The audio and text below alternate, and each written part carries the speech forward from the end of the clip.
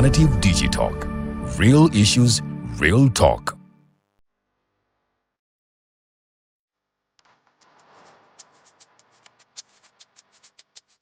The Uganda National Museum, a place where unforgettable memories are created. Traditions are found and a connection to our pal is reinforced. It is not only a testimony to the history of our nation, but also impacts knowledge of cultural and natural heritage to the present and future generations for their enjoyment. Through a variety of activities and exhibitions, we gather to discover our traditions and create new ones.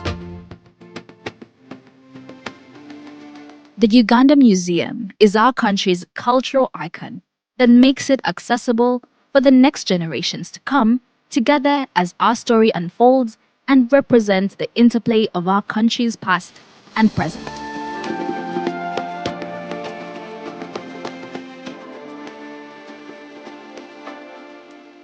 It is in our history, but also in how it has evolved to embrace optical satisfaction and new influences. Our identity as a country is not only a moment in time, but also a journey of where we have been, where we are, and where we are going. We invite you to experience the authentic heritage, rich history of Uganda. Welcome to the Uganda National Museum. This message is brought to you by Alternative Digitalk.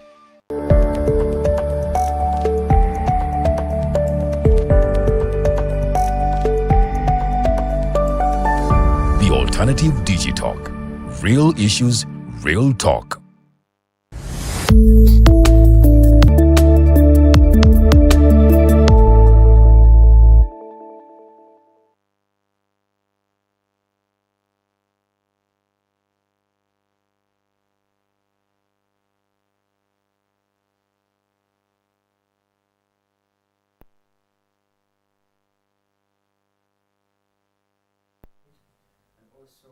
YouTube channel, The Alternative Uganda.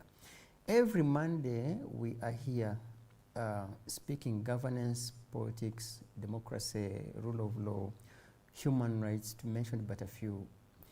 My name is Ngoma Tumuhimbise, sitting in the hotline show with our usual panel, for lack of another word, which always we have our two permanent panelists, that is Honorable Major retired Awich Pollar, who is yet to arrive in a few minutes from now, alongside Mr.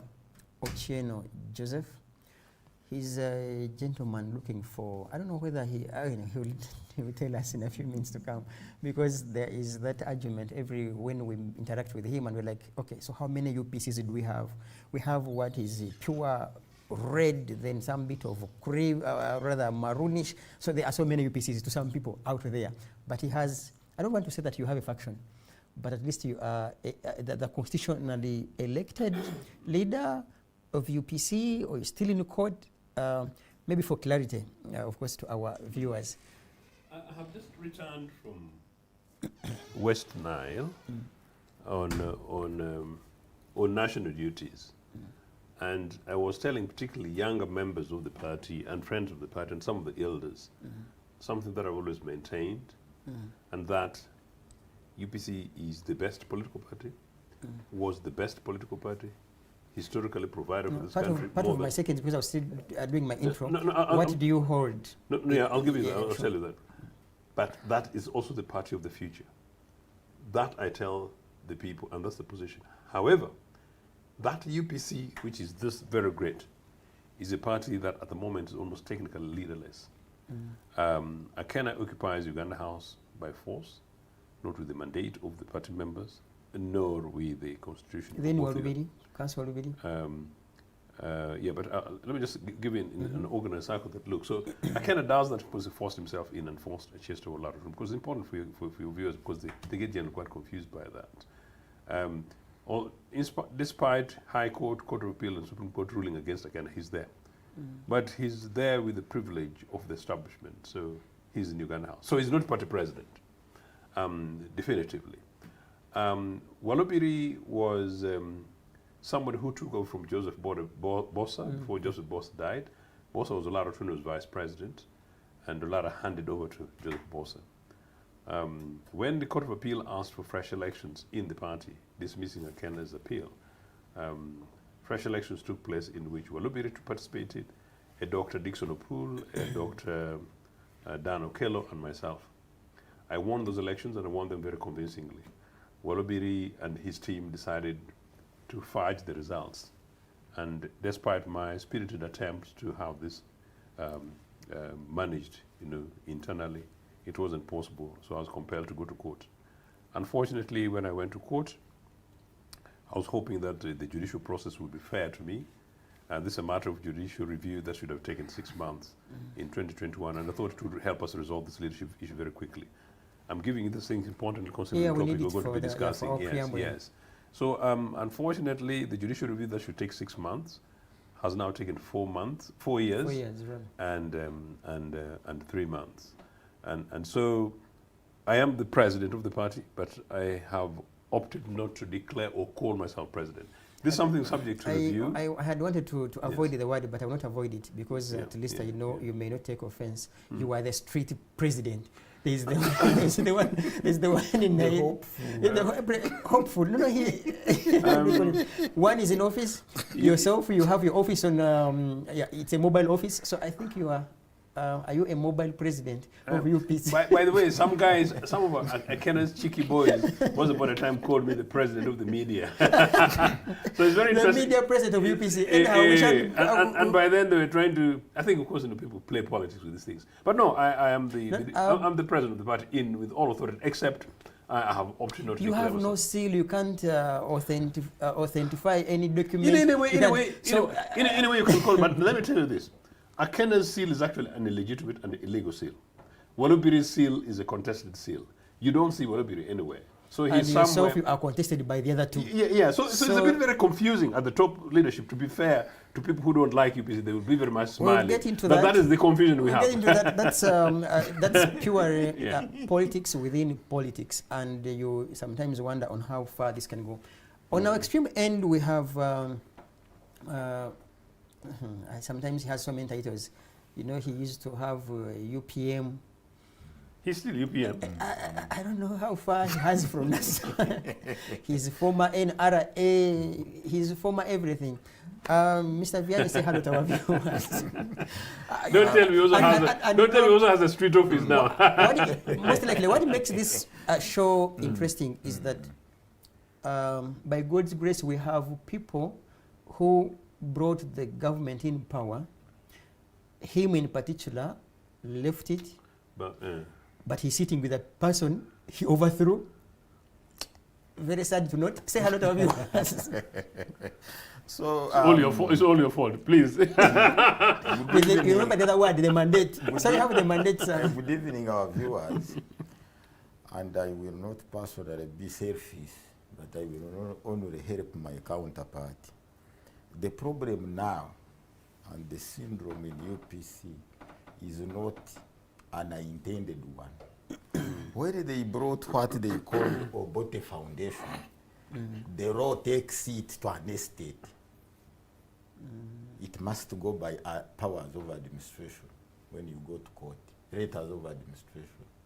So but the letters of administration legally should not run the political party. If they brought Obote Foundation, taking it in the central enclave of UPC, UPC became an estate.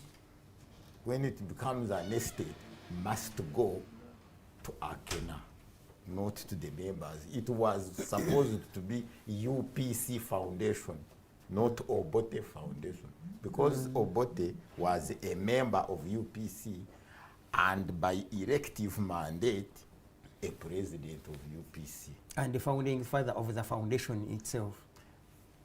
The founders, you can't found a party alone.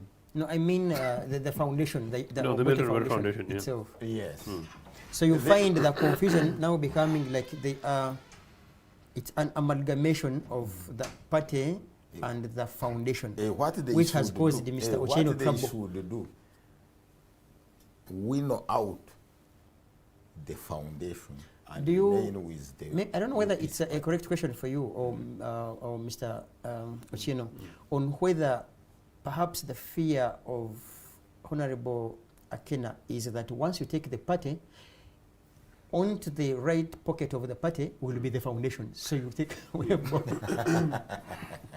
You want to say I something think- just before we can go back to... No, I think it's important, but just to further re-clarify, particularly for the younger viewers, but in politics also, the naming of the Milton Obote Foundation, you bring an interesting context, is a matter subject to review.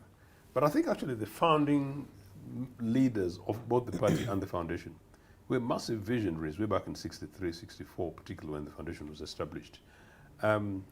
Political foundations have got no problems having named people. You know, the Friedrich Hebert in Germany, Nelson Mandela. the Mandelas and Morrison times. But if you talk about the traditional ones, then the Morrison, the Clinton foundations, the Ford foundations, these are not they're not problems. They're actually not. But particularly if you talk about the German foundations that actually support quite a lot of political organizations here. In fact, the Friedrich Hebert was part of the foundations that advised Ugandan nationalists before the formation of Ugandan National Congress in 51 or thereabout, that Ugandan activists, Ugandan progressive left, trade unionists, and others should actually form a political party in order to become a much more coherent force to campaign for our independence. So that is the Friedrich Hebert. So the naming is not the problem. The problem may be, as we're going to be discussing, this inability of some of us in Africa to respect institutions, to respect systems. Independently. Did the Yes, foundation and do its possibly work? one of the things I've also talked about, having bad winners. We tend to have bad losers. People don't want to acknowledge and take responsibility. And we also have bad winners that maybe, and I was just talking to another young Ugandan earlier today, in fact, two young Ugandans, I was doing my exercise in the morning on the road. I'm saying this why, that look, when you see Africans, immediately Ochieno adds $100,000 in his pocket. You see the manner of his walking changes. I change my car from Kawish to the next. Africans boast like that. Most other people who know wealth don't sort of do that.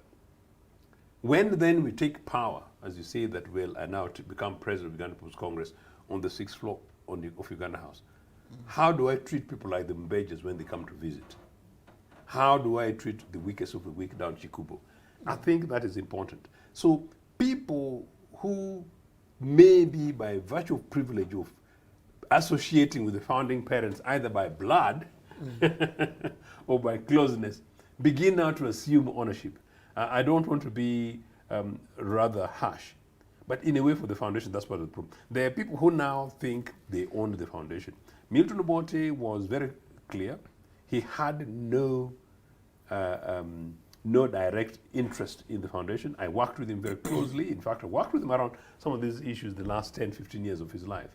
At no time was this somebody who associated the foundation with his name or his family, but rather as a property for members of Uganda People's Congress.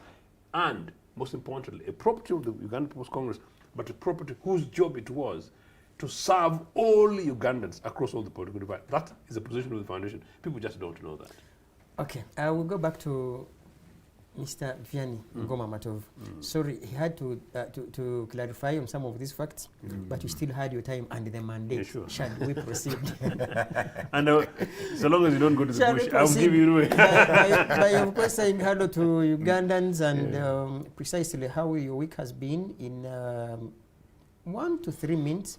We shall come back to Mr. Ochieno. The week was challenging. When have you had a non-challenging week? No way. Even when we are here. When you are a practical and a practitioner, you must face challenges every minute. In life, revolutionary. No, I look forward to that For week us, where you will say it's been a wonderful week. No way. Okay. For us, we are only checking ourselves and being briefed by others on how we agreed with them to move with the governance.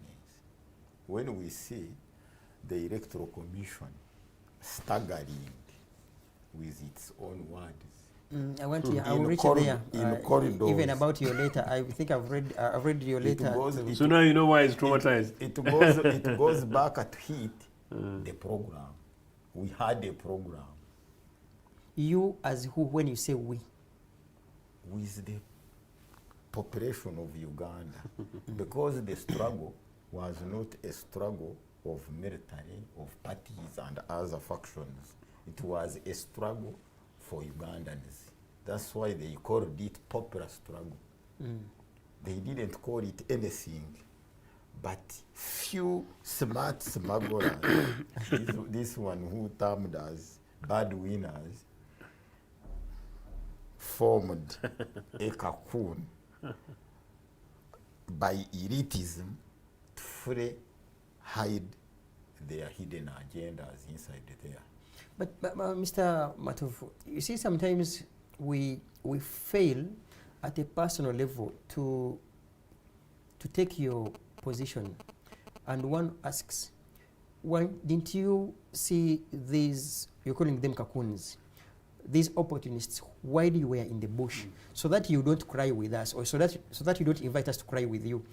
Didn't you see these symptoms when you were joining these people in the bush war? This Yes. one has already opened our eyes that when you are still at the lower level or at the same pace with those you are struggling with, you are at the same match. But when you reach the highest level, you change. He gave us a live example. You can even change when you are on foot, you fly. When you are with a non-luxurious vehicle, you Right. change to luxurious, like that. And you start distancing because of fear of questions and queries and demands them. This is why they brought a word which is dangerous to our population called protocol. Protocol is like Any organization, Mr. Vianney, needs a protocol.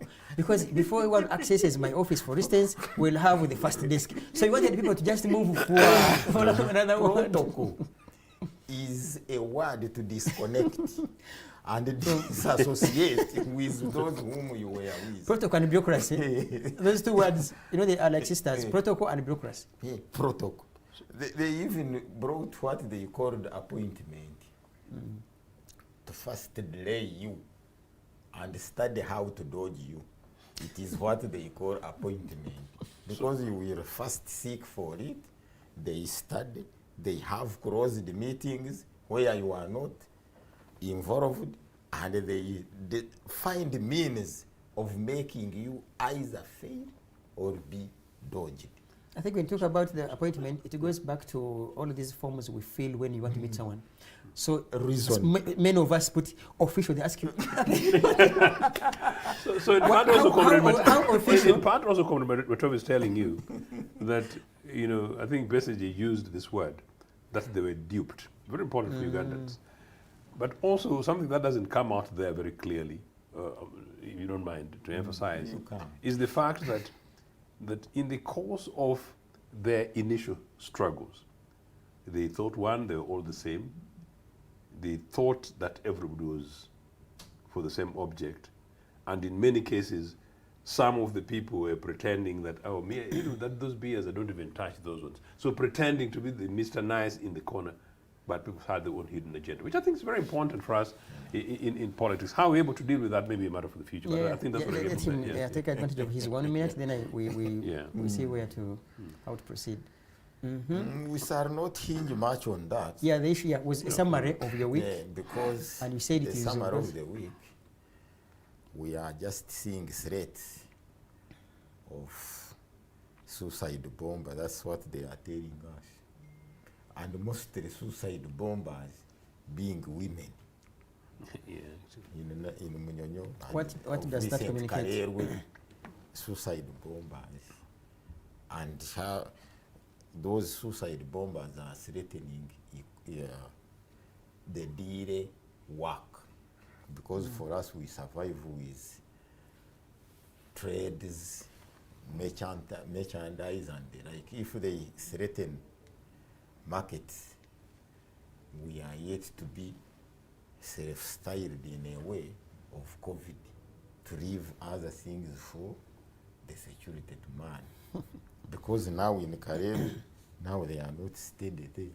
Because they were saying that they were targeting the market. the market, mosques, churches, and we are even yet everybody to pray from his home. Because if reports comes by that, and even suspicion, the problem is suspicion. And it is dangerous when we reach out the level of suspicion. Suspicion, I may be a genuine personnel coming here with no ill motive, but suspicion can incriminate me. So we must learn how to stay together, be together, think together, and manage together than seeing each other as enemies. That's the problem. But you see, Mr. Ngoma, you should also appreciate the UPDF for having neutralized, for lack of another word. That's what they say. And yes, at least you salute your comrades and say, yeah, asante sana. That of UPDF, asante zaidi, but politicians, they are the ones whom I was emphasizing on.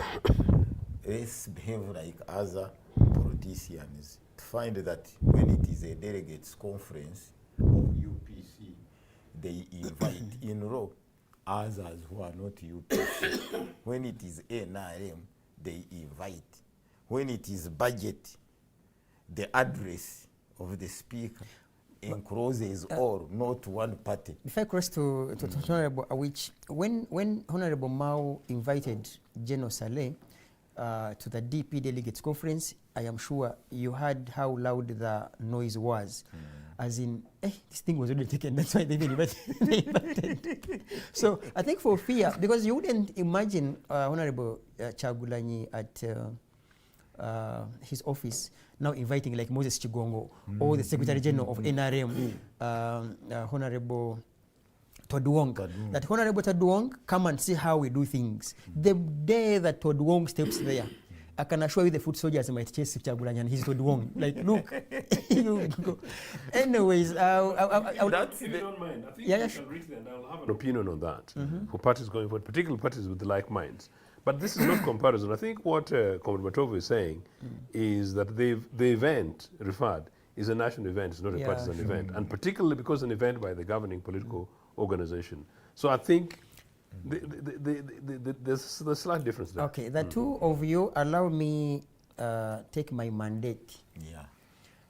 And welcome Honorable Awich Pollar, who heads the external wing of NRM party.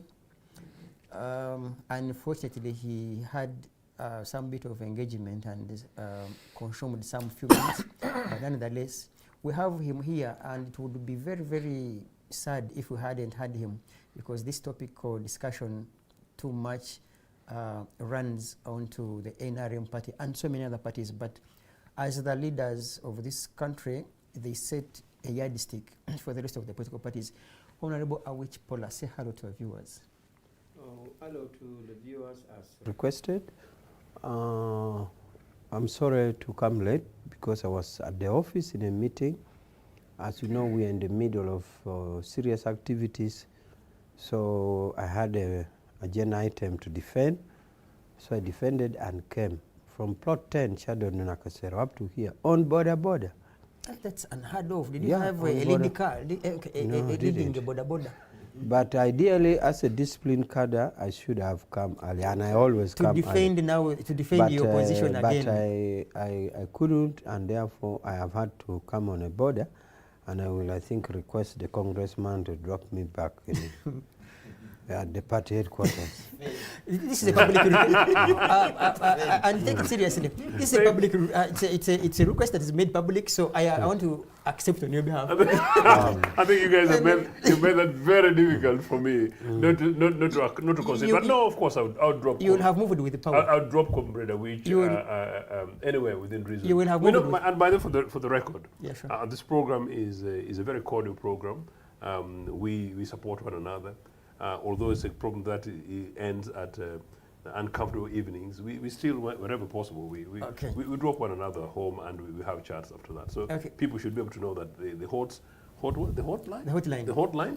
is a hotline program, but no, it's a cordial. We are quite civil. Okay, our viewers, gladly we have Honorable Awich, and I want to give him his minutes because the other two comrades already shared their summary of the week, basically.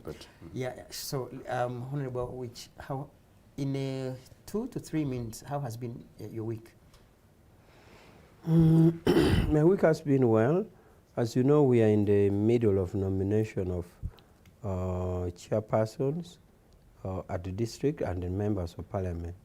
We're having a men's turn-up, such a turn-up that I'm sure scares our friends, because if that is a test of popularity of our party and the love for it, then you can see that the nominated leaders alone are 2 million. Those 2 million? Yes, if you pick from the 2 million people. For members of parliament and LC5 chairman, 3,000. 3,000. Out of the 230 or so districts, you have 40 something districts and a number of constituencies, but we have 3,000 people for it. So we can see how much Does we that have. show that you are popular, or rather you are leading opportunists who would perhaps think that upon getting the flag, even when I don't believe in NRM, chances are I will be LOC5 chairperson?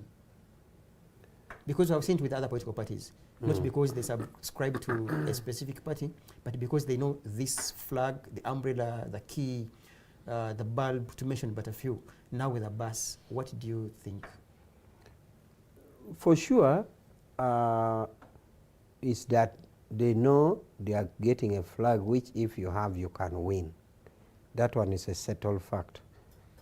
What is not a settled fact is whether they are doing it opportunistically. To settle, and anybody would want to associate himself to a winning team. But as to it is opportunistic, that is another yardstick. But we know that a winning is by majority vote. So if the majority of the people want a party where if you hold the flag you win, then where is the opportunism? Because the word opportunism or opportunistically, as a derogatory sense, as a negative sense, is like not out of principle.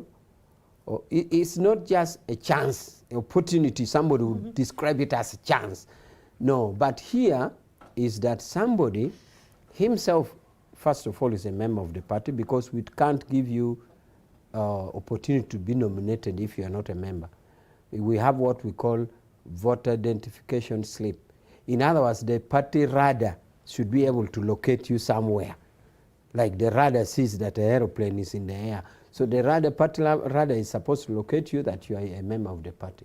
Now once you're a member of the party, then therefore you are going to benefit from the majority of either party members or those who are not party members, but they love the party program. Because not all those who vote for us are NRM. The other people who are not who are not registered for any party, they're not in UPC, they're not in DP, they're not in any, but they're Ugandan voters. But also we hope to convince some moderate members of other parties who see us as our agenda as credible. So whoever picks a flag and wants to stand on it, I don't think he has done it opportunistically, but I'm sure he has done it to be with the winning team. Thank you, Honorable Awich. I want to give you 40 or so seconds, firstly, to clarify to the rest of the viewers out there and the entire public, why did you centralize these nominations? why did you, because it looks quite tricky for a young person in Kisoro who has solicited his 3 million maybe for parliamentary seat, but has to travel from Kisoro, cross to Chadondo, and also, of course, if you want to show power, you must have some bit of people coming along. We call, you know, campus days, it's the way. How to have the way on you? Why, in your view? Because you sit in, I think, all, even in cabinet, there are days when you have sat in cabinet. So you should be having an answer. Why did you centralize the process? It's not a cabinet member. It's a it's not a cabinet decision. It's a party decision. And I'm right at the center of it. And that is a meeting I've been on, top management of the party. The top management of the party is a body chaired by the Secretary General and composes directors like me and Electoral Commission of NRM, commissioners. Yeah. So it is this body which makes guidelines and takes it to SEC for approval. Or even if you have to amend, it is, in other words, we are the technical team of the party. And then the SEC members are like board members, they approve. So that's why I'm saying it has nothing to do with cabinet. It has something to do with us. I just want to come to your answer, but I wanted to this is what I meant, Honorable Awich, that you sit in almost every leadership circle in a party, therefore you should be having an answer, not because it was a cabinet decision. You mentioned cabinet, that's why I wanted to erase it from the viewers. You are the one who mentioned cabinet. You are the one who mentioned cabinet, so I wanted to make it clear, the body that makes, so that if I make it clear, the body that makes, therefore, and I'm a man, I should be able to explain. And not only explain, but also be able to hone mistakes that come there too, because I just wanted to make it clear. Now, there are many reasons for centralization, but one of them is we wanted clear procedural aspect to verify in one center. Because if we decentralize, you run a risk of the procedure carried out in Ombara is different from the procedure in Gulu or Mbale. So we did this so that it is varied at some level decentralized, but the exit is one. Why we do this is because we have had multiple litigation on wrongful procedures, either nominating wrong candidates, people who are not party members, people without educational qualification, those who, you know, many so we wanted to be, if possible, hair-tight, but if not hair-tight, at least watertight. So we thought that centralizing it gives us the opportunity to be hair-tight and watertight, so that we minimize on varieties of procedures, that one region will deviate and set another procedure, another part will set another procedure, mistakes coming there to become a litigation, and the party is sued as a party, and we have lost a lot of money in some of those mistakes. Because once you sue the party and courts award cost, we pay money. So we wanted to be airtight. Isn't that a symbol of ill effectiveness on your side when it comes to a party that has been here since 2005, when political parties were introduced in Uganda, and you can hardly trust regional blocks to literally manage what people might call micro, you know, like we're doing now, macro managing the party. Don't you think that could be seen as a weakness to your end as a party that It's not a weakness. You know, it is very easy to make a mistake on procedural aspects. For one reason, that information flow tend to be edited along the way. Between Kampala and Kisoro? Yes, yes, it tends to be. We did a work, let me tell you this. We did, in a workshop in Lera, we put 7 people in a line. You can even do with us. They're fearing ghost candidates. So we did 7 people. This is to show you flow of information. What we wrote on the paper was, cholera has broken in Utuke. Government should run with medicine. I repeat, cholera has broken in Utuke and government should run with medicine. So we give the first person to read and remove it, and then tell him, you whisper to that one. This one whisper to that, the other. Just 7 people in this room.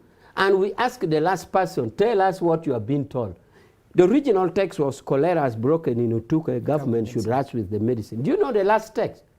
Museveni, things are bad, it needs a helicopter. The original text had had nothing to do with things are bad. It had nothing to do with helicopter. Museveni was not in the original text. So, colleagues, it is easy. Either human minds forget what it was told, and in the process of forgetting, somebody tries to fill in the gap, or somebody simply feels the original text was not sweet enough, and in his mind it should add. So in the process, as you reach the end, things are edited. It is a human nature. So human nature. Imagine 7 people in a room. Nobody has even gone to the toilet. By the time you ask the last person, it's telling you something else. So how then do you trust that you have had a workshop at the party headquarters? You have had a seminar. You have educated all those who are going to conduct. From the seminar, everybody will work differently.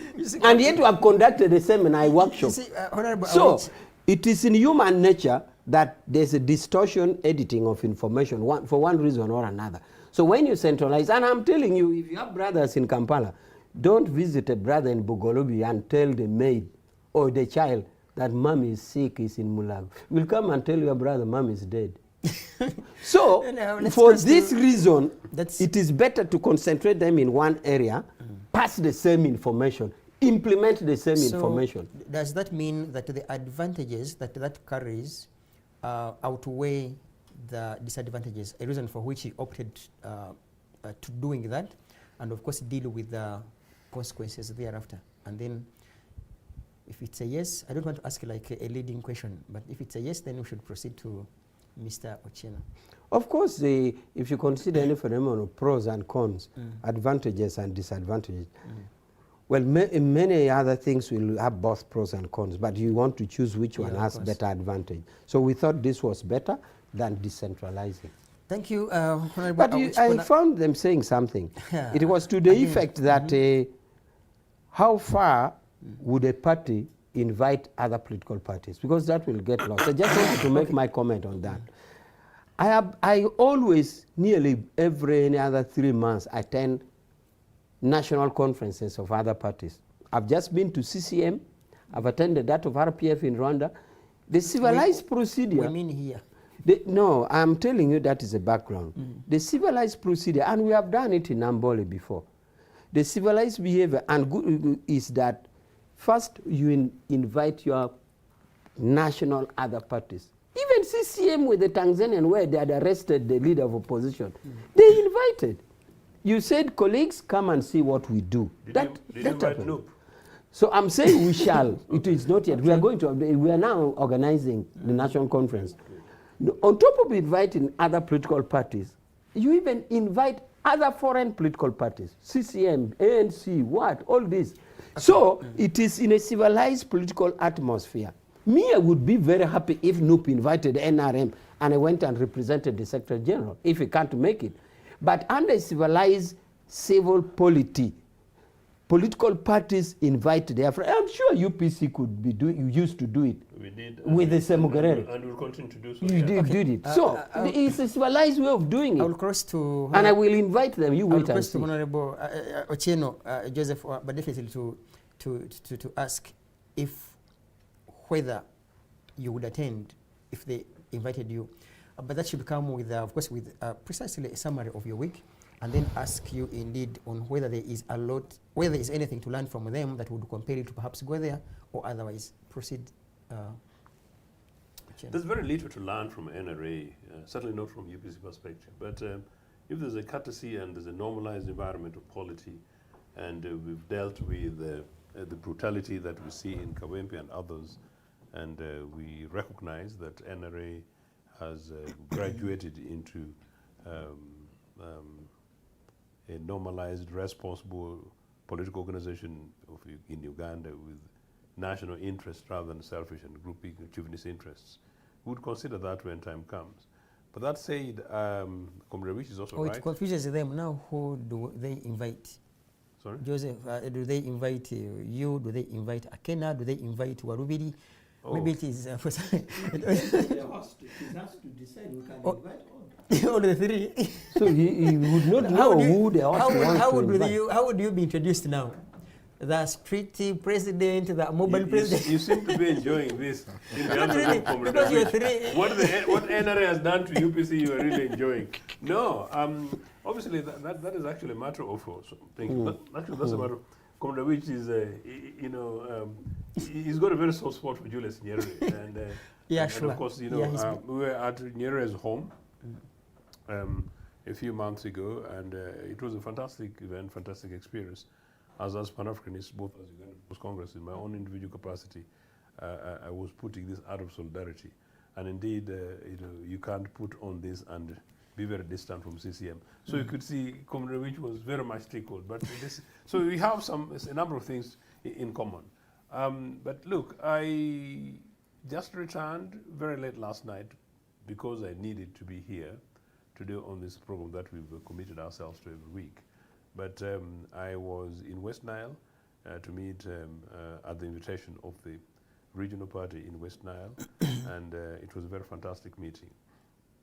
I was saddened that the journey between Nebi and Arua is almost as if the people of Arua have committed some kind of treason against this establishment. The road is so bad. Between Nebi and Arua. Yes. The road is so bad that you wonder, what wrong have these people done? They almost as if they are people from Nigeria who maybe they didn't make a mistake for not voting NRA enough. I don't know. As far as the badness of maybe the he road. uses a chopper when he's going to there, but he will tell us. No, of course, Museveni uses a chopper. But by the way, I told a certain group of people at some place in Arua that if Museveni was to travel by road once every 2 months, once every month to Arua by road, that road would already have been done. So that is how too much of two worlds we have. So West Nile, gross poverty, gross despair, you go through and then you see we have two countries.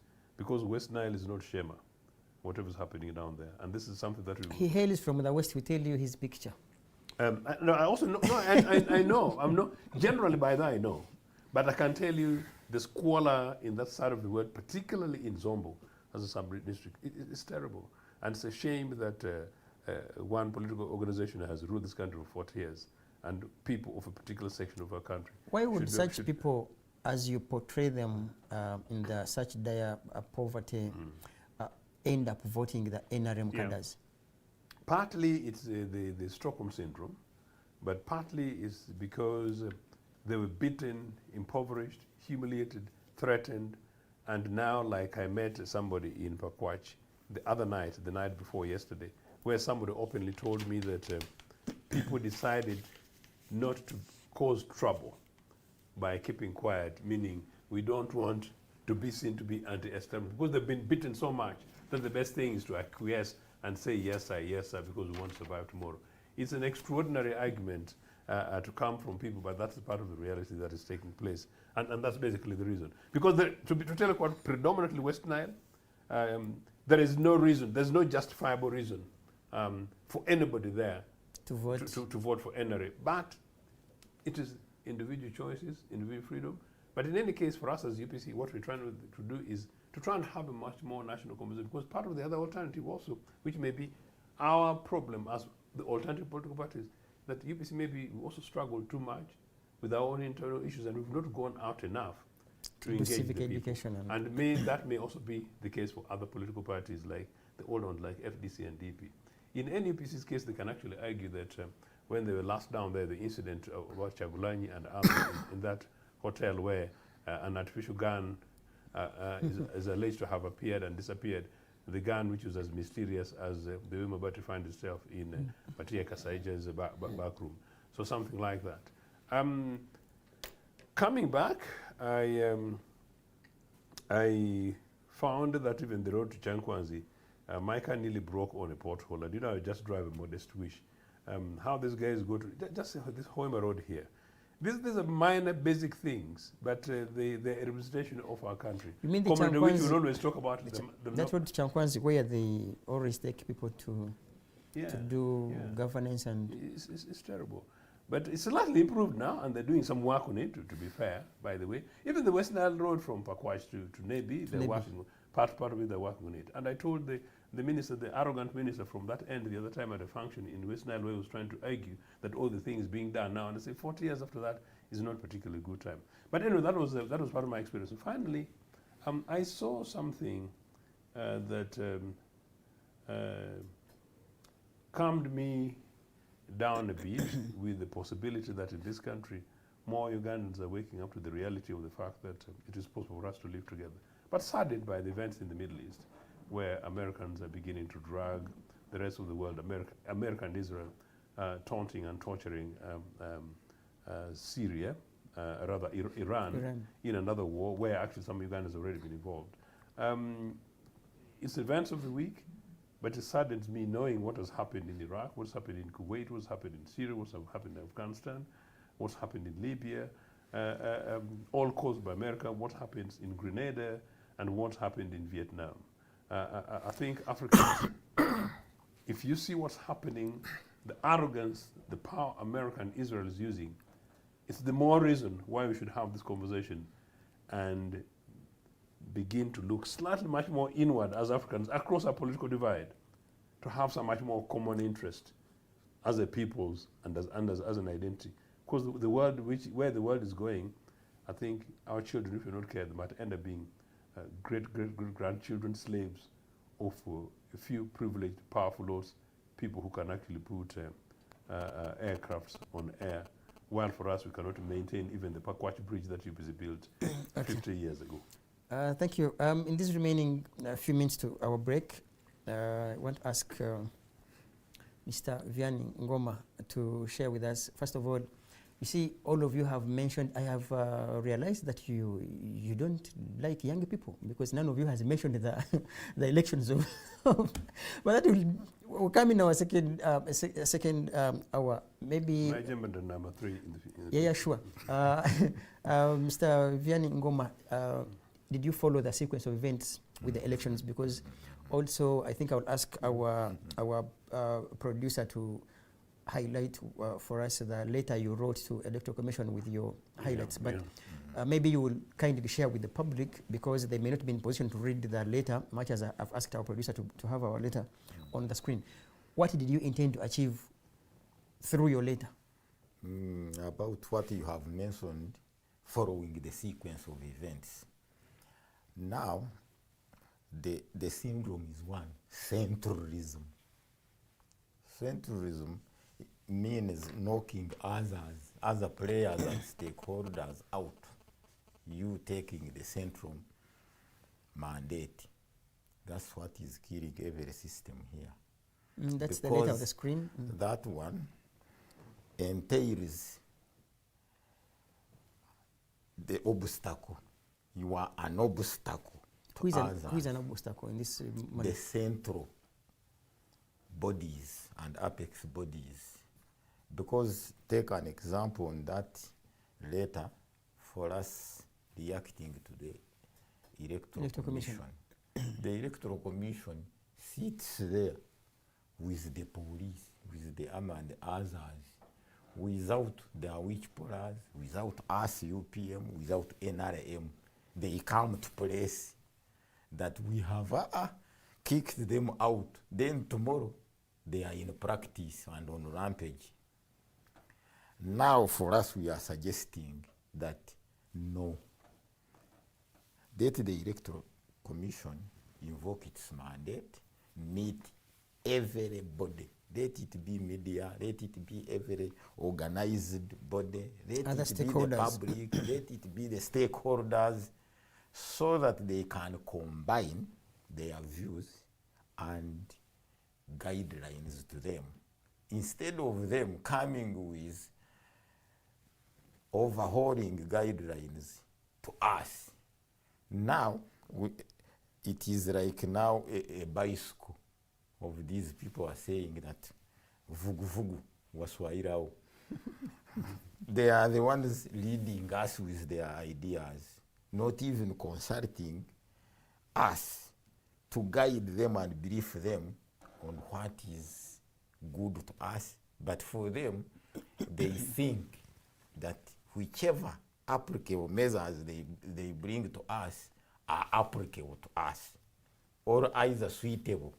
We have 2 minutes to go to a short commercial break. I want to ask you, do you think that the Electoral Commission's failure to convene stakeholders like you and others is what could have caused the prawns that the cons rather, that we saw in the entire process? Yes. When you hide what you have agreed with your partner or whom you have sat with, that is you, between you and him. With me, I will be victimized and I cannot challenge because I don't know terms there. I only bias or I am only directed to adhere. That's how they are reading us. This should be led by what they call voter education. When you go to voters thinking that you know better to educate them, they can as well educate you there when you are in the field. Because you go very sure that I am higher than them, I will educate, but they can educate you there. That's why we want them in the field, everything to be field-led, to come from the voters. Electoral Commission without voters, they cannot be there. But if we can withdraw our registration, they can seize, because their background, their employers are voters. But Mr. Vianney, with the entire arrangement of Electoral Commission, isn't there something that you could credit them, in particular in terms of organizing the special interest groups elections? That is, of course, the elderly and the young people, the youth elections. Special interest is an abuse. They are not special interest. What are they? They are entitled by law. When you call them special interest, you are self-styling yourself that you are the ones giving them an opportunity to exercise, and even demagoguery, self-styling yourself that without you giving them a chance, they cannot practice. I'm cutting it short for half a minute. We go into a commercial break. But of course, when we come back, I will also use my mandate to have Honorable Awich, and then we will monopolize. I will take my powers. Viewers, we are here at TikTok House, of course, streaming live. No interest. They don't arouse them. Let us come back shortly with the panel as present as they are here. Norman taking charge now.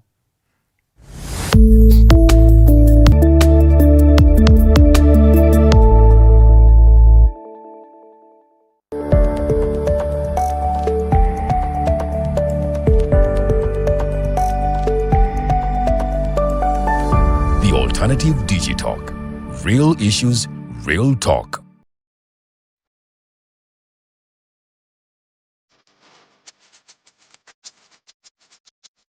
The Ugandan National Museum, a place where unforgettable memories are created. Traditions are found and a connection to our pearl is reinforced. It is not only a testimony to the history of our nation, but also impacts knowledge of cultural and natural heritage to the present and future generations for their enjoyment. Through a variety of activities and exhibitions, we gather to discover our traditions and create new ones. The Uganda Museum is our country's cultural icon that makes it accessible for the next generations to come together as our story unfolds and represents the interplay of our country's past and present.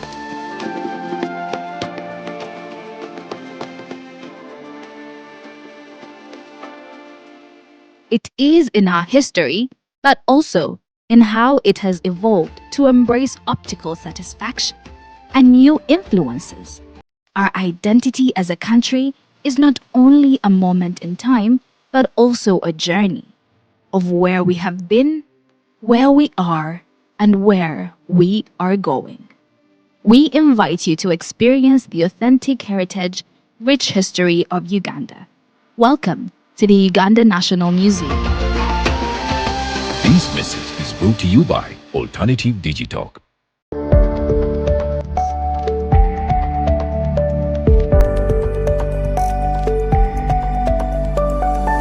The Alternative Digitalk. Real issues, real talk.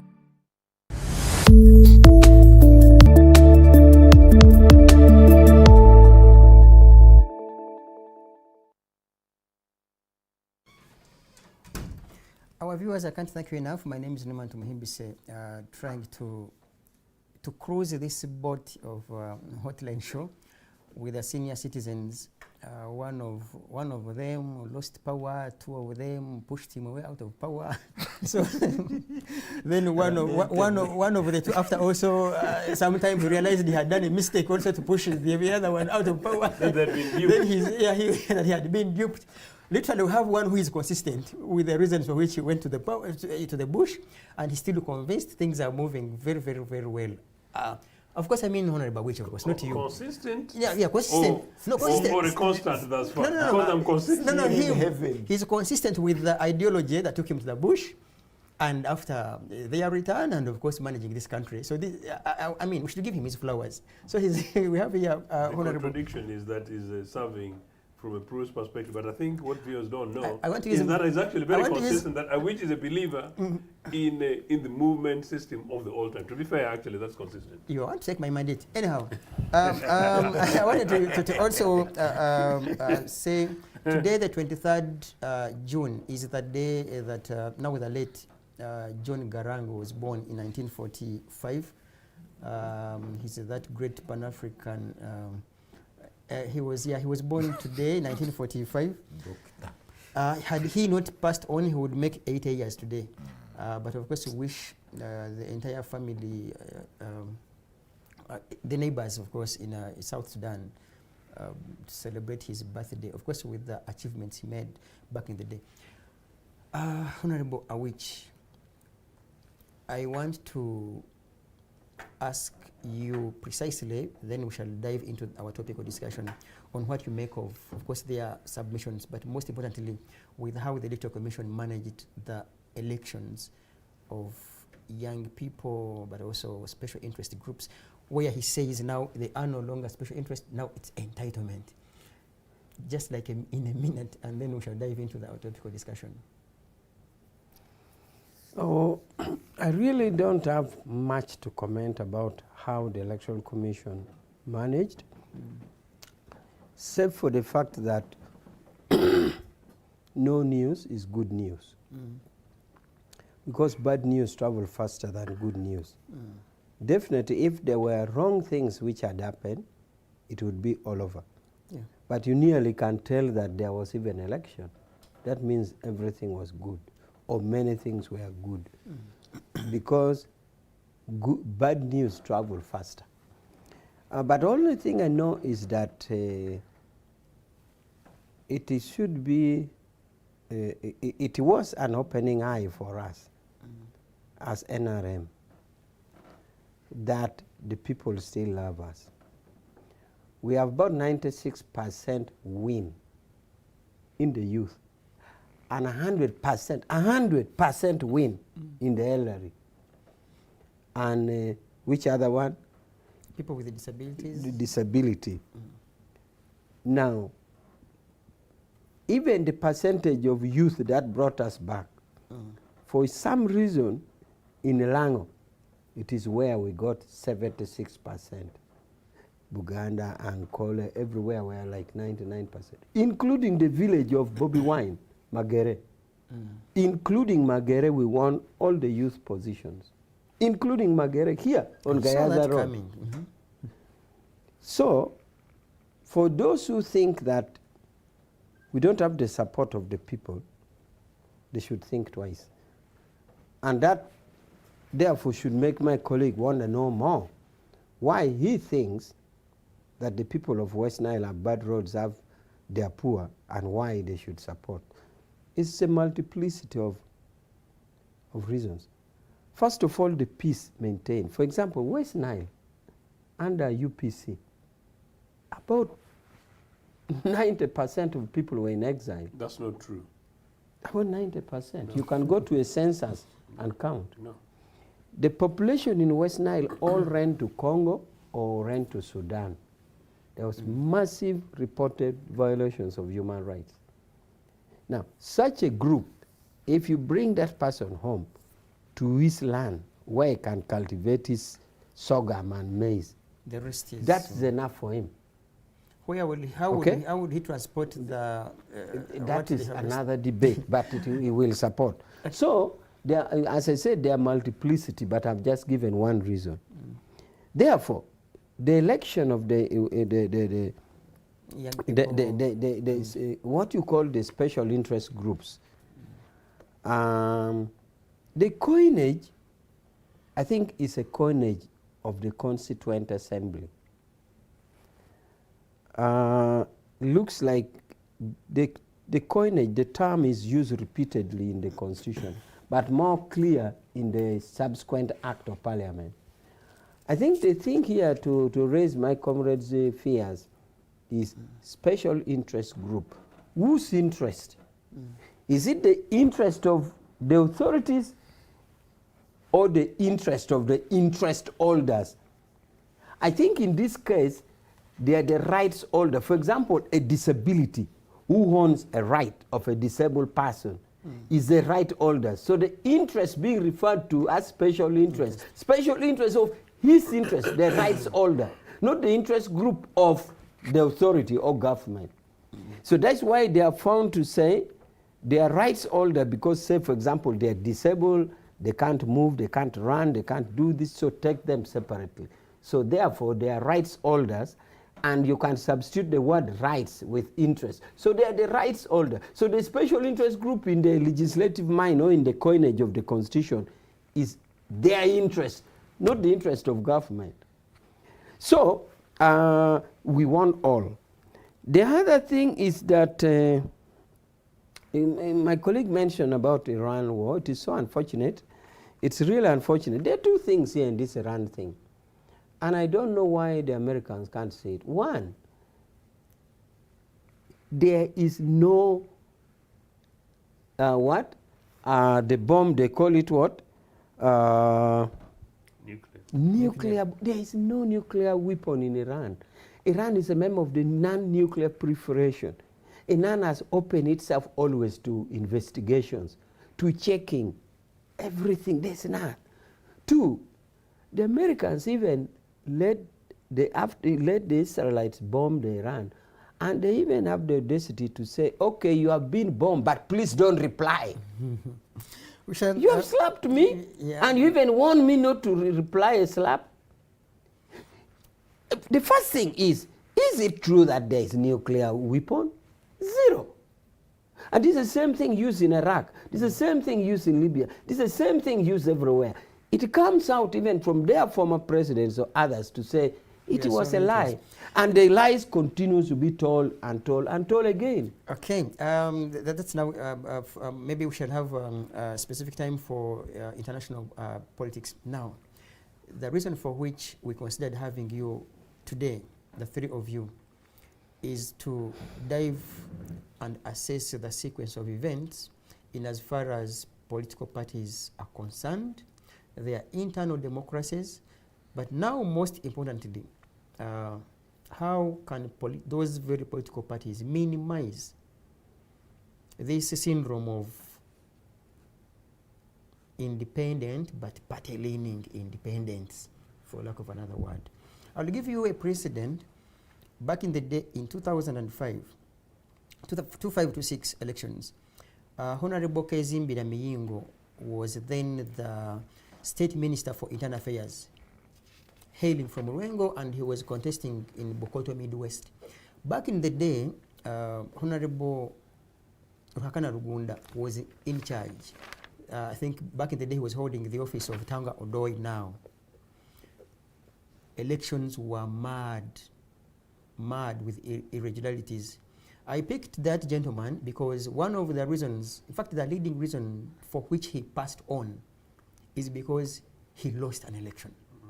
When he lost, Sejoba Isaac, when he lost primaries, NRM primaries, Sejoba Isaac contested as independent. Sadly, the NRM party could not bar Isaac from contesting as independent. He contested and won the Honorable Minister. He passed on. Recently, you have a president, a living president of Katakwi, if I'm not mistaken. You have seen Honorable Jessica Alupo coming as independent and winning the NRM flag bearer. Sadly, to other political observers, she is awarded with a vice presidency. What does that teach to other people? That even when you contest as an independent, the powers that be will reward you regardless of having misbehaved in the party primaries. Honorable Awich, how can political parties deal with that question? Okay, thank you so much. I've been thinking about this, and I think this is the right forum for me to share my views with the viewers. Both my views, but also the practicalities that will happen. First of all, the point of departure here is that everybody has a right to contest. It's a constitutional provision subject to the conditions laid down, like educational qualification, citizenship, and all the like that is listed. You are free to contest. Two is that because of that, even as in NRM, we said you are free to contest the position of your choice, also subject to the conditions. Because for us, we say for you to contest, you must meet the national election guidelines or prerequisites provisions. So you have it. Now, fast forward, this thing of independence will die. Lose no sleep. It will die in this way.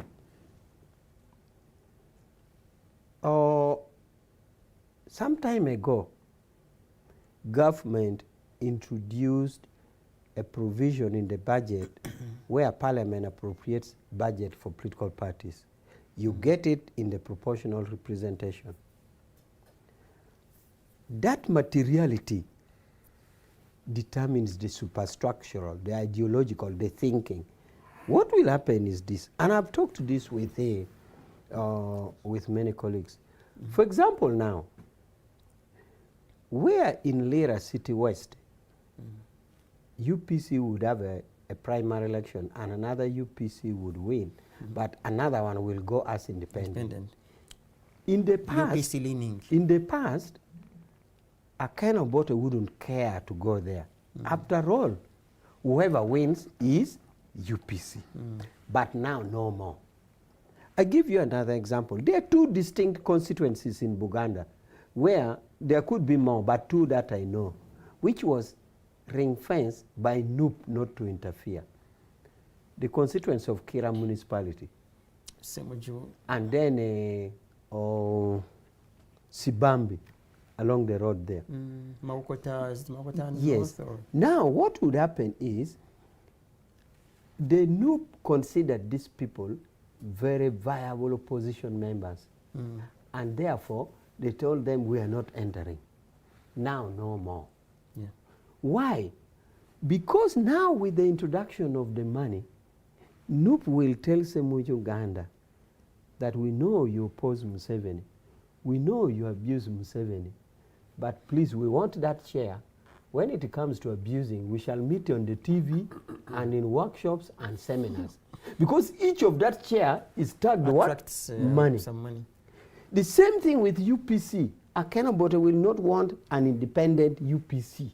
He will want a real UPC because it attracts money. I met members of parliament from Lango, NRM, and I warned them. I told my colleague, my friend Okot, I said, Okot, if in the unfortunate event that you lose a mother, Ochieno will give you 10 million for condolence, what in Luganda you call mabugu. I told Okot that should your son be wedding, Ochieno will give you 5 million as contribution to your son. But that share, first leave it. In other words, let the money pass through him, and then he gives you. Therefore, what I'm saying is the materiality introduced now will definitely fight out this concept of independence. Because there is no way in Lira City West an independent UPC will win if Akena Bote went to campaign for UPC and NRM went to campaign for its flag bearer. So this material concept will reduce independence automatically. Anyhow, as that works automatically in itself because of the introduction of this money in parliament by parties, first of all, even no party like NRM now, for example, can reluctantly go to a constituency and say, okay, this one is NRM leaning, so let him be independent. No, because there's money attached. But the president has been seen. That was in the past, not now.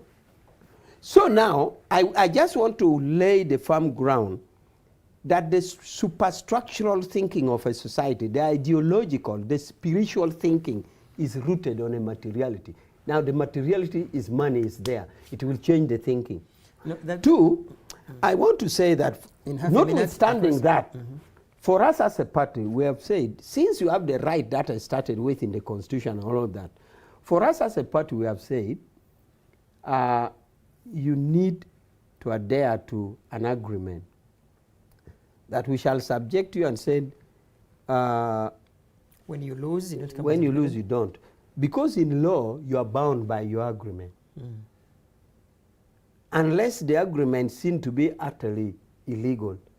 But that becomes repugnant with the mother law, because Yes. the mother law gives Unless, the person a right if, to... for example, you have an agreement to sell your daughter to slavery, that becomes an illegal of course, agreement. But an agreement in what you want to do, this is not considered an illegality. Of course, all agreements must be legally binding. Therefore,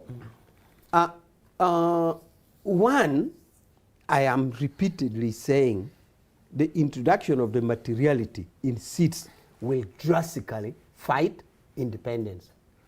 Two, some parties will go an extra steps to take precautions institutionally to stop it. And then three, of course, will be by campaign. So, now for the materiality for me now as a director, because I know money is attached, originally I would want somebody elected on NRM for two reasons. One is going to propagate the ideology in parliament. Two is going to vote for NRM positions in legislation and in policy making. But now the third is I get money also. So meaning that if I went to Kisoro and found anybody with a flag, I will die with that one. If I went to Nakapipirit and I found somebody with a flag, I will die with that one. And it's the same thing for UPC and DP and what? So the material introduction of this money has saved us in a total reduction of independent phenomenon. I will cross nationally. I will cross to Mr. Ochieno, but of course I don't want to sound so hypothetical and or otherwise, but the money thing has been there. Ooh, wow. Since when? No. This money was introduced after this election. But even iPod had been there. Every single MP that hailed from any political party would attract money. Maybe there could be Can we agree that this money that we are saying is released quarterly? Can we agree that this money started benefiting, parties started benefiting after the 2021 election? The iPod, you mean the money through iPod? The money now, budget? The money is like this. Parliament passes budget. The money, like the money is released to agriculture, to gender, to what, every quarterly. This money is released to Electoral Commission quarterly. I put it to you that it started coming after the 2021 election. It was not before. Mr. Ochieno, how organized is UPC, regardless of which UPC now, how organized is UPC internally to fight that syndrome of UPC, but I mean independent but UPC leaning? Do you think it is achievable? I want to suggest that you stick to the idea that there is one Uganda People's Congress, Okay. with respect to me, but also with respect to my party, and with respect to this country, that UPC Is one. led to its making today. And with respect to Museveni, who without UPC would have Wouldn't been a be who nobody. is. The problem in UPC is that there are two individuals who are claiming to leadership of the party who don't have authority. But there is one Uganda People's Congress. And it's a very important point because it helps with this conversation here. Part of this confusion is one of the reasons why we now find people out there materially jumping from place to place, looking for political survival.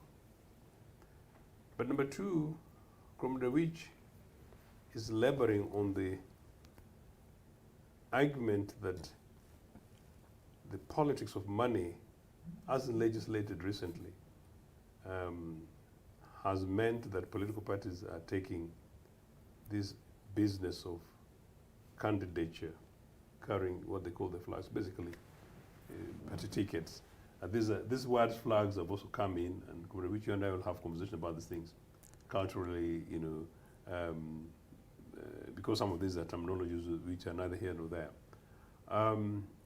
But no, the problem that we are suffering from is the monetization of politics that NRA created from the time it came in 1986 by some of their members beginning to grab national wealth and make money, and by the time, even as well as their monolithic personal merit polity, beginning to use me, myself, and I, the individual, particularly when political parties have been killed. Awich, one of the prices Ugandans are paying, the death of ideological leanings of political parties, one from the banning of political parties, and two, that by the time political parties were returned in active, were allowed to participate, many of them would have been so weakened that parties emerge around individuals and personalities, people who have money, who do not have money, rather than what they really represent. And number three, because of the example starting from State House, where people don't respect the Constitution, kill term limits, kill age limits, create legislation to try civilians in military courts when it serves you, create opportunities to make money that you're able to give to Pinetis, boast, as Mr. Museveni the other day boasts about this, that MPs should not compete with him because for him he gets the 3% and is able to go ahead and do the black envelope, brown envelope thing. I say, I give this money here, it's given to me free by the Constitution. You can't compete with me. I've got money to give. You guys don't have that money to give, kind of stuff. While that is happening, political parties and as organizations have become very weakened.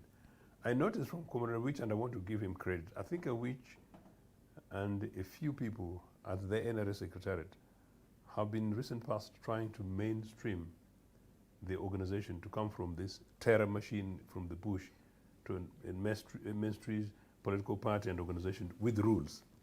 I sense that, Commander Awich, I'm giving this to you as credit, because I actually see it.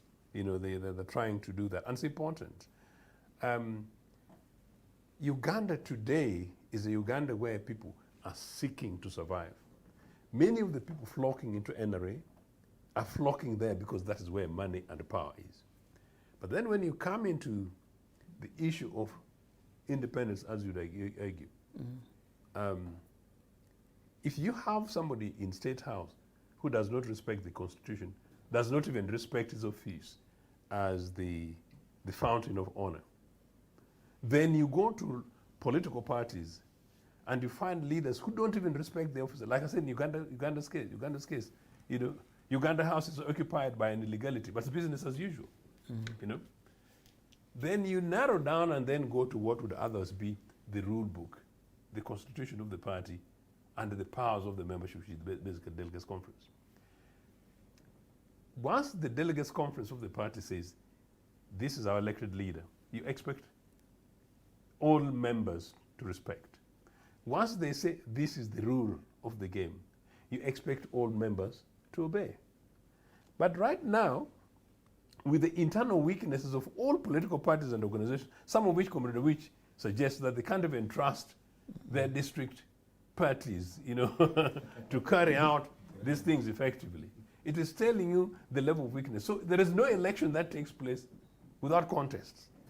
So therefore, it's not surprising that we now have people, away from people who have got grievances, genuine grievances, because they've been voted out, or perhaps rigged out, Politics, the culture now of me, myself, and I, is such that people go in, lose genuinely in primaries, terrible losers, but they think there's an opportunity, the other guy just beat me by about, 1,000. I think if now I reorganize independently, I'll go and win. I have argued... And that strategy has worked because there are some people... That's true, Take, for instance, I want to use, apply the example of Honorable Jessica Alupo. Yeah. She lost terribly at the, in primaries. She reorganized it perhaps and came back. Now she's a big lady. That is true. But your program today is an important program because it's helping us address that. Of course. Yes. The day before yesterday, I was meeting party members and other activists in Pakwach, some of whom were not necessarily party members. And this is one of the things we're actually clearly discussing. That for me, and then yesterday morning, I was somewhere in Bunyoro on my way back, and I met a number of political activists who would come from a radio show. In fact, some of them could reach, one of them was from NRA. But there was somebody who was standing as an independent councillor. And I was trying to tell them that, look, you guys, you need to decide whether or not of this political party, where are you ideologically? Where are you politically? You need to pick. If it is NRA, pick NRA and go and fight inside NRA, rather than to say independent. But it's worse at the level, particularly at parliamentary level. You go in as an independent. Independent what? What do you represent? What is independence? Independent mind. No, so we need to be able to do this. But if you don't mind, if you don't mind, no. The primary cause of this is partly money. The primary cause of this is internal indiscipline. And the primary cause is a national culture where we don't like to play by the rules. Let me just conclude this, because I know in your bit of time. Yeah.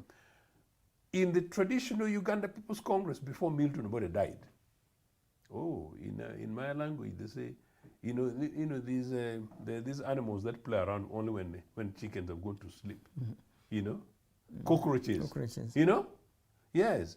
So up to the time when Milton Obote died, nobody would disrespect the party organization anyhow. Number two, I was in the British Labour Party as a senior official, and I've told this again and again and again. In the Labour Party, whether it's a branch party, constituency party, or anything beyond, but really the branch or constituency or local government executive of the party, you must play by the rules. So if you've lost, you've lost. Now, me, who has conducted many meetings at branch and constituency and local government executive, you can't afford to do the thing wrongly. So there's a culture that I'm asking young Ugandans. It will be able to address part of this, because you guys, unless we organize ourselves, America and Russia and China will come and abuse you guys in the streets of Kampala like nothing. So wake up Ugandans and wake up Africans. And it starts with organizations politically. So this independence politics, I agree with you, we are discussing it. It must be discouraged. Okay. But for the moment, political parties and organizations are too weak. As I said, most of the political parties are controlled by people whose own manner in which they've come to take those positions are suspect. What do you expect from an average member who basically wants to go ahead and gain access to the money that which is stole into the electoral process via Let's cross to... I just wanted a question. Sorry. You want to take my mandate? No, just asking I'm a borrowing you question. my mandate. I just wanted you to comment my what we call hypothesis. Do you see any effect on the introduction of the money pack? Oh, it's very important. Is there effect or no effect? No, by the way, which is very right. And I don't want to bring out names. There are certain people, including around the circles of Uganda People's Congress, who are so mad by that money that they're going for that money. I have also known that it has been reported, and I think let me say it here actually, it has been reported that right now that money goes illegally to Uganda House. And until recently, when Jimmy and his team woke up for different reasons, only when that money came, this is breaking news, did some people appear in Uganda House. Okay, let me cross They to... were not going. So they were not going. And so finally, if you don't mind, if you don't mind, a few seconds. Yeah. for different reasons, you can get into my time coming later. For different reasons, my own view, Norman, is that a UPC government under my leadership would review and remove that money into politics. It has just been reintroduced. Why? Because I don't believe that the taxpayers should channel money, which and I have some ideas about these things background, should channel money, into political parties, individuals that goes to elites and causing this. Okay. Political parties, worth of names, should find ways of raising them, and you're a socialist. I hope you can be able to agree. Okay, with let's me. cross We should to- be able to find let's money cross to- for ourselves. And if we can't afford to run political parties, we should pack our bags, go ahead and look after cows, rather than depending on public coffers for the public who can't afford basic malaria treatments like those ones in Zombo. Let me cross to Mr. Vianney Ngoma Matovu. You see, that gentleman is, if it was Joyce would say, he's a cocktail. Because he will bring UPM, he will bring FRONASA theory. So Let me try to look at him. let him tell us which theory now. Mr. Cocktail. Which theory would he apply to better the politics of this country in as far as dealing with that syndrome of a party-leaning independent? In practice now, we don't have roles for members if it is an organization or a political party. We have laws for the highest apex body to favor themselves. In 1997, Justice Kajihamba and the team, they pushed for inculcating the culture of constitutionalism. But legislation, when it intervened, eroded the other one, the culture of constitutionalism. Who is leaning and independent? They are not new practitioners. They are older who have transformed politics to be bankable, viable projects. The legislators by then in the legislative house viewed themselves, those who had offended the electorate pleaded with those who had the electorate that let us strategically make ourselves safe with the term they called the back four. So, leaning independent, those are back four. After failing there, you fall where?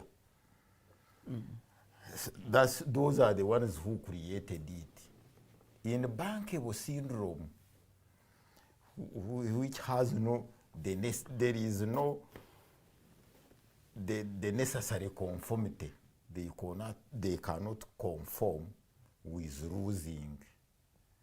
They have to put another leg, a third one, a fourth one, to make them come back, to stage a radicalism of comeback. That is to stage a comeback. Whether they will stomach you or not, it is not leaning. But the schooled, these two schooled gentlemen, they have, It's our fault, yes. they have how they use catch words, which are so cosmetic to the society. NRM leaning. In UPC leaning, leaning. it is not leaning, is how, if you expose it, is how you can stage a radical comeback. It is not leaning with who. Why radical? Why not just You have lost, you are an aggrieved party. Maybe, You come to maybe Mr. Ngoma, it is for the independence that, of course, apparently by Mr. Ochieno's words, he doesn't want them in politics, to be honest. You decide where. But that aside, it is perhaps for them to show discontent that, hey, Honorable Awich, with your chairperson, Tang Odoi, I am not contented with the process. To show to you that you were wrong, I am coming as an independent and I will win. And by God's grace, I have won. And also to prove matters worse, the president also awards me with a ministry. So you become vice president. And in any case, you come back and you find an independent presiding over an NRM caucus. So where is the moral authority? But proceed, we shall push it to him. Words only exposed the ingredient inside. Yeah. In philosophy, there is what they call content and form. The form is leaning. Content the form is loss. The content is that me, who have lost, who had your flag, you were not trusted with me. That's why you side with. I can as well, having lost, be the other whom you appoint so.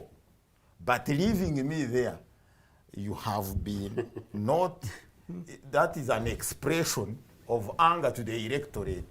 You were not in favor of me. It shows a side and explodes the internal thinking and syndrome within the center, which spoils politics. In politics, when you want to run it clean, you stomach. Whether you have lived with me, I have. For purposes of building the party, have read the flag, you bear with me. When you don't bear, you keep splitting the electorate and making others thinking you are not in favor of them, quitting the party. That's what is causing defection, what you are calling defection, if they can be allowed to express why they defect.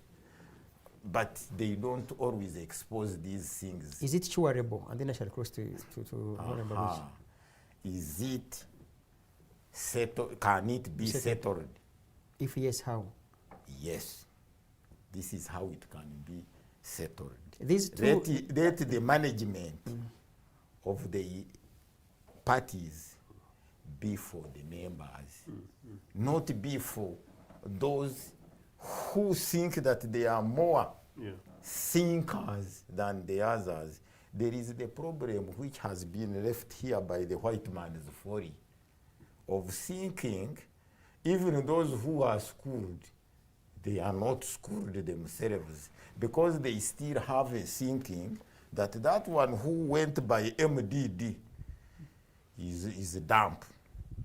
The one who went by science is superior. Those who went by council, which they are the run. Law school land. And boasting. Others, the fake. So have you seen the confusion within? Elitism, That is the confusion. Yeah.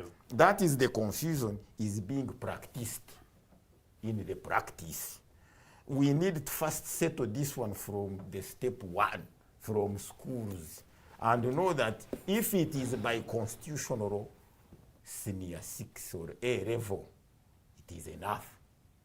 Not even in parliament you see them. That one with other disciplines is considered nonsense. The other one with other disciplines more wise and is supposed to be at the floor of parliament wiser. Okay. The other one is looking ignorant at the one. Even maybe the word qualification splits people. Okay. Because they hate even, it creates a hate.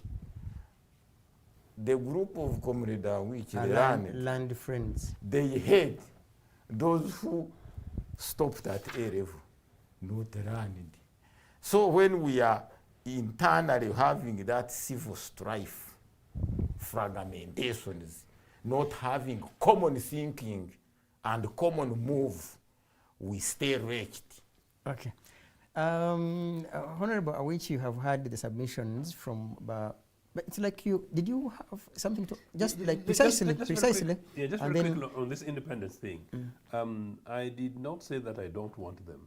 I was just trying to emphasize the fact that actually the circumstances in which we're having independence in Uganda are very erroneous.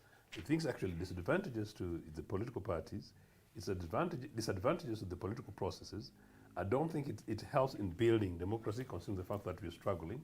And then finally, I do not think it's a fair thing for the citizens. In developed democracies, you hardly get independence. Why? Partly because, and the failure is political institutions, is because political organizations have internal mechanisms good enough to make sure that The process the through which grievance they is not pick. there. However, individuals who emerge from nowhere to go independent. Some of these are opportunistic people, to use the word that you actually use. And I think these people need to be challenged slightly more for the purposes of us building politics. Because why quickly? As political parties were being founded more recently, parties were splitting. The point again you made that I want to really emphasize your point. I told, I think, including this program, that I believe we should have more political parties but more leaders. And meaning therefore that some of these splits is telling you that people fall out, go ahead and form political parties, rather than sticking to strengthen the institution, to strengthen the organization. In just 40 seconds, would you rather support someone who does not identify themselves with any political party from day one and says, I so and so, without fear or favor, I am not part of any political party, I will come as independent, as compared to he or she who participates in the process and is like, wait a second, I think it was wrong, let me go back. That is absolutely true. But yet, in any case, as someone who's been an activist on this thing for a long time, I also don't believe that most average persons can claim in this space in Ugandan politics, where politics played from the left to the right, social democracy and otherwise, and conservative, that we will find a considered, for argument, a learned citizen of Uganda who does not have an association with an existing political party. However, there are exceptions where independents emerge. Somebody might emerge from Mukono, somebody might emerge from Luengo, and they say, I am so convictionist driven by the project Balalo, I believe so much in Kato, that none of these parties can take my position. I am such an environmentalist, I'm so disappointed. UPS is not agitating for this. Me, I want to campaign around Mabira Forest, and I'm going to go to parliament because I want to protect the environment, I want to protect Mabira, and I ran with it as a single issue campaigner. And that can build and gain traction. Such people go to parliament, and that is not something I would necessarily disassociate with. Okay. Yeah. Honorable Awich, you seem to be, I don't want to use the word at crossroads, but of course you can't avoid it because it's like the other two gentlemen and just so many others think that NRM is literally not playing its role as the party in power to be exemplary. I will definitely ask you to allow me say that when General Otafire found issues with the Kahonda, he came as independent Kahonda. Do you know Kahonda? Kahonda is using like a hammer. So people would think that Kahonda has, has Kahonda who has hammered Otafire. Otafire had issues, but that alone, he literally, I think, of course, talked to the powers that be. They chopped off his constituency. Now, I'm exemplary enough in regards to ensuring that independence dealt with. But again, another question for you, Honorable Awich. Do you think that citizens learned multi-party politics for them to subscribe to a party? And I am for NRM with the ideologies, because if they did, why would they again come as independents? Wow, so many questions there. I hope I will answer them along the way. First of all, let me deal with the question of Otafire. If you interrogate Otafire's situation, it exposes a lot, or it exposes something about this issue of independent vis-a-vis political party. You already mentioned in Katakwi that a loser went independent, a loser in primary, went independent in final and became a vice president, and quite often chairs the NRM caucus. How does it make you feel? Yes. She chairs because when she won, she made an MOU, and now she belongs to NRM with an MOU. But with MOU. Now, that contradiction of Katakwi, juxtaposed with Otafire. Otafire is a member of the Central Executive Committee. There are some 5 members who are appointed by the chairman.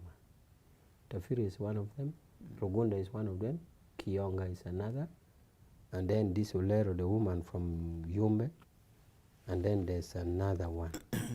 Now, these 5, remember SEC is the top of the party, the highest organ of the party. Here you have a member of the highest organ is independent. Maybe some of you have not seen that. That you are a SEC member, the highest organ of the party, and you are standing promoting party ideologies. and then you stand independent. Even like Shema, you had Eliud at Mwesje, my good OB of Ontari School, who was one time an MP in 2 different constituencies. Eliud he is still chairman of NRM in the district chairman. But Eliud stood independent. And you have so on. So this issue of independence is an issue that needs discussion. And that therefore makes me push.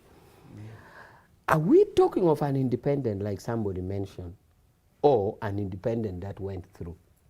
My opinion is that we could agree that we should only have issues with independents who belong to political parties, who contested through other forums and want to be independent. I have no problem with somebody who wakes up and said, you know what, I know UPC, I know DP, I know NRM, but I don't. It is his right. Because if we kill it, then we're killing the freedom of choice. We're killing the inherent freedom of choice. So I think we would better take up issues with independence on political party members who have already registered in other political parties, or even gone ahead to contest at some structures, became chairman of the party, or became SEC member of the parties, and now, or even contested in primary. That to me should be the issue of independence. Now, if we agree that, then Maybe a second, Honorable Awich, you have not answered on whether you think that could be the reason, a result of Ugandans not having understood the principles of multi-party politics. And would you mind answering that? Because every problem... If you don't mind, I think if it's that, for Comrade Rich, because Comrade Rich and I share this, if it's that, then it's less about Ugandans, although it's the same answer in a way, but in terms of emphasis, it's less about Ugandans, but more about the institutional organizations, in terms of the internal mechanism, and the individuals. And normally this would be people with reasonable profile. Someone who stands at a member of parliament equivalent is somebody away from what the Ugandan membership of the party elsewhere, you know.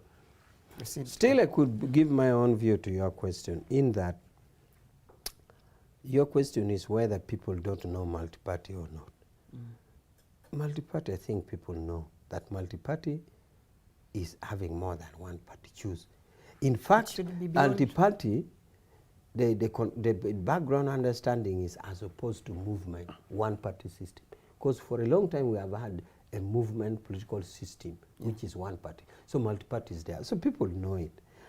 To us, one of the causes we think that causes this independence is first of all disagreement on primary elections. So we thought that have a very credible registry.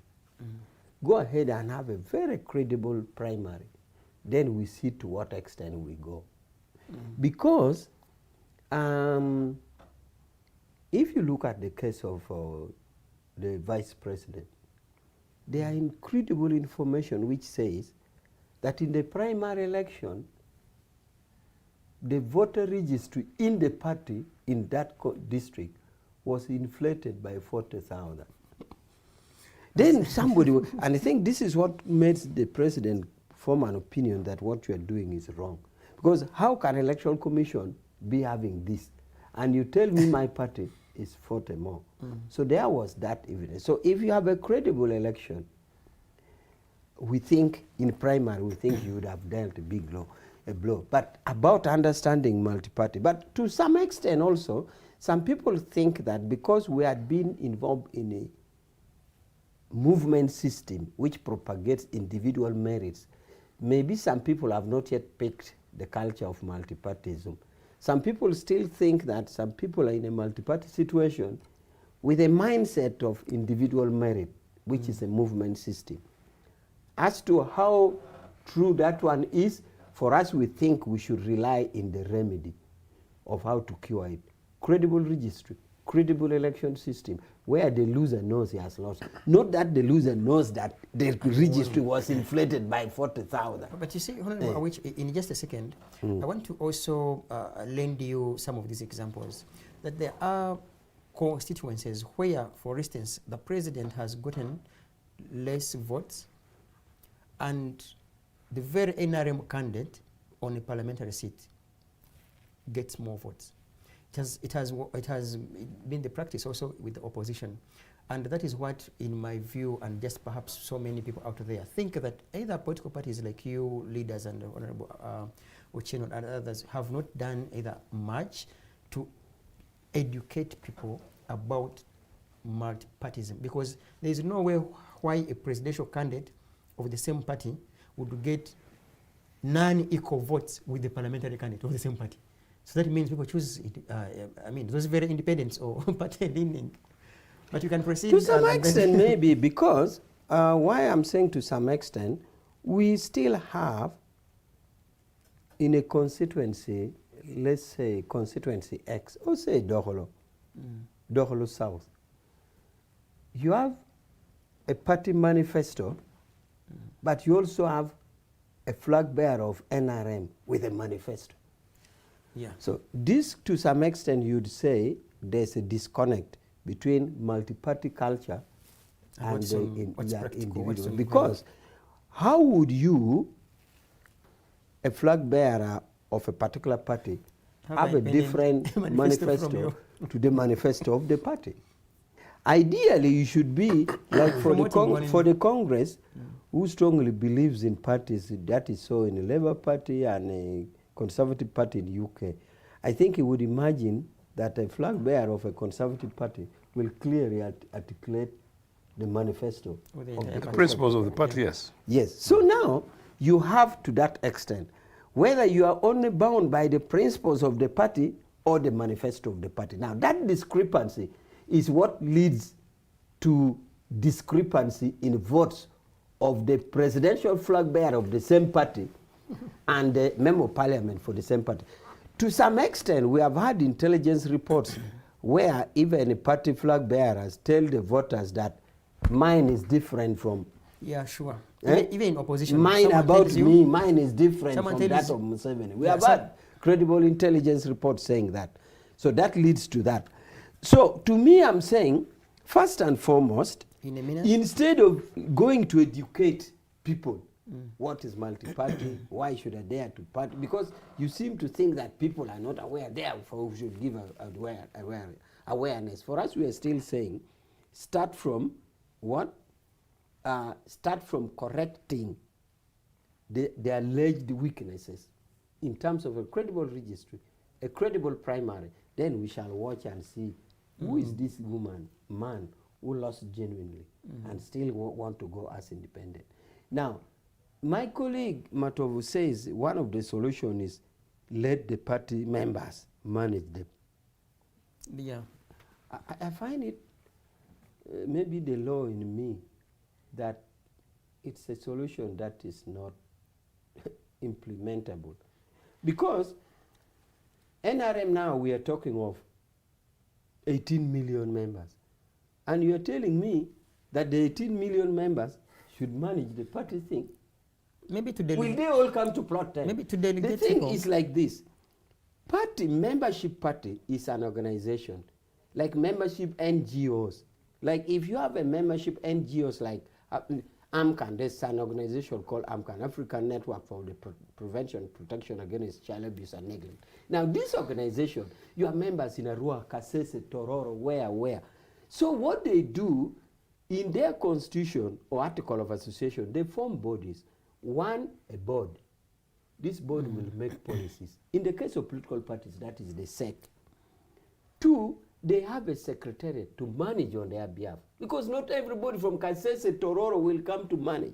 Okay. Then you have a secretariat. So I find myself at a loss. It's ambiguous. When my friend says, let the party members manage the members, will 18 million come to plot 10? His theory remains ambiguous. Rather, rather, I am saying for us the cure is that for the mandated organ, the secretariat and the SEC and the NEC and the National Conference, which are created in the Constitution, because the National Conference, for example, is the ultimate power which can even amend the Constitution. So that is where the party members talk.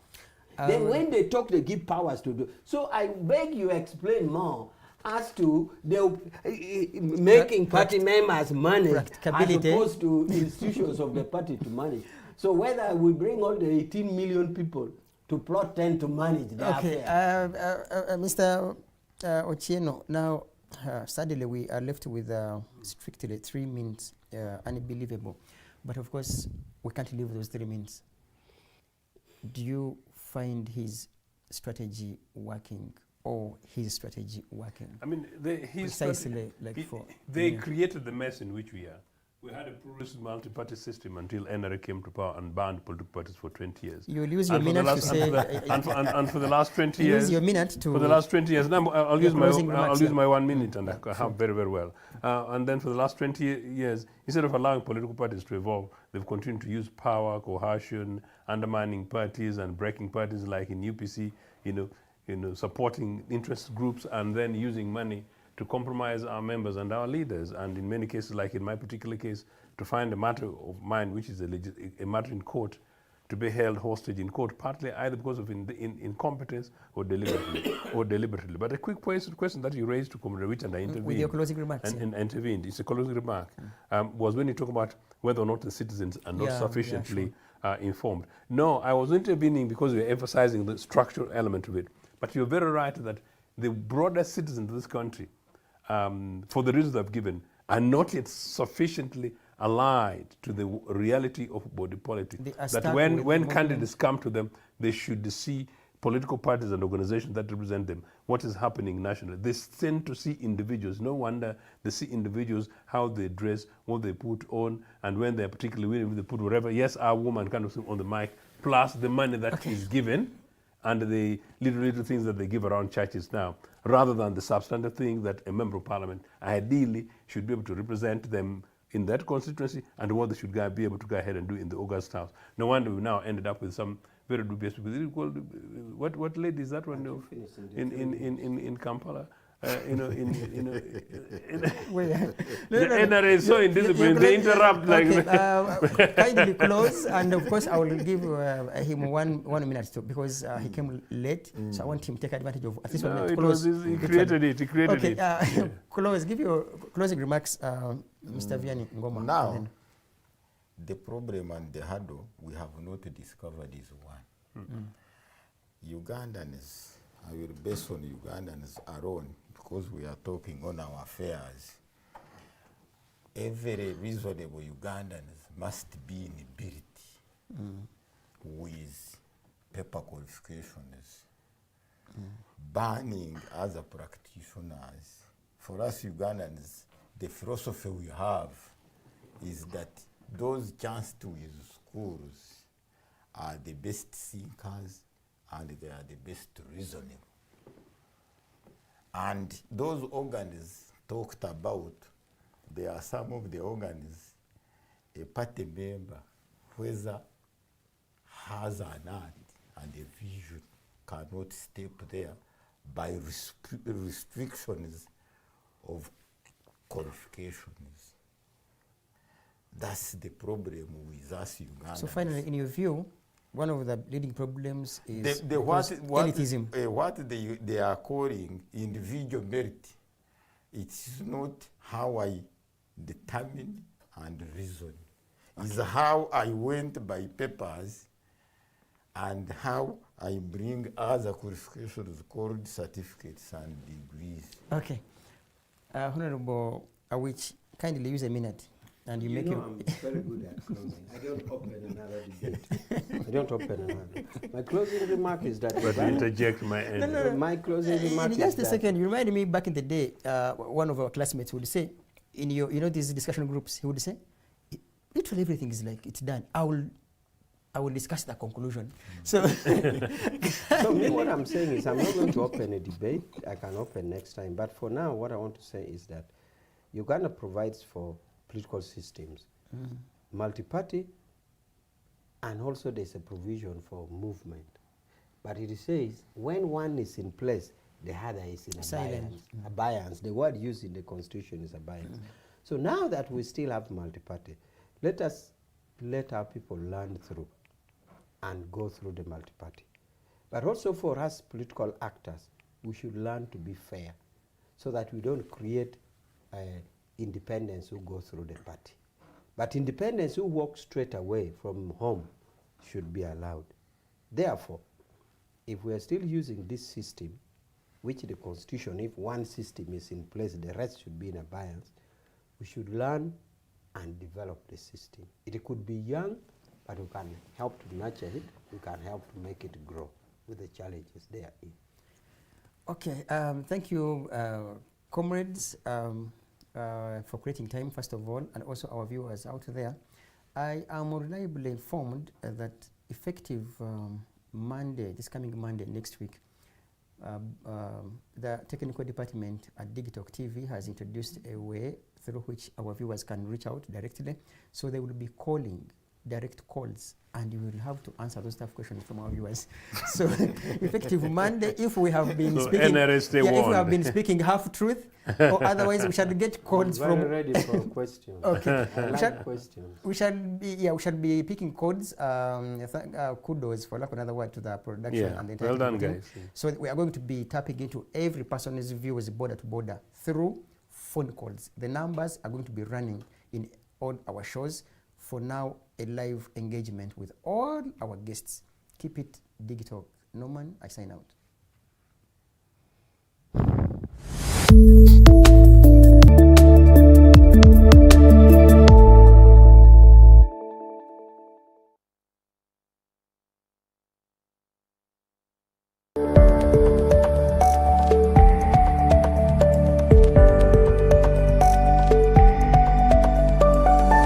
The Alternative Digitalk. Real issues.